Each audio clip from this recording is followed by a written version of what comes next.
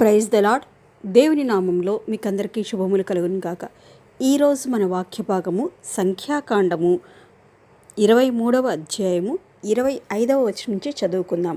అంతట బాలాకు, నీవు ఏ మాత్రమును వారిని శపింపను వద్దు, దీవింపను వద్దు అని బిలాంతో చెప్పగా, అంతకుముందు వాక్య భాగంలో మనం చదువుకున్నాం కదా.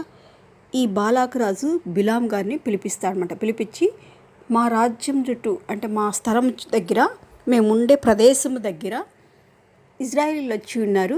ఐగుప్తు దేశం నుంచి, ఇజ్రాయేల్ అంటే కానీ ఐగుప్తు దేశం ప్రజలు వచ్చి ఉన్నారు.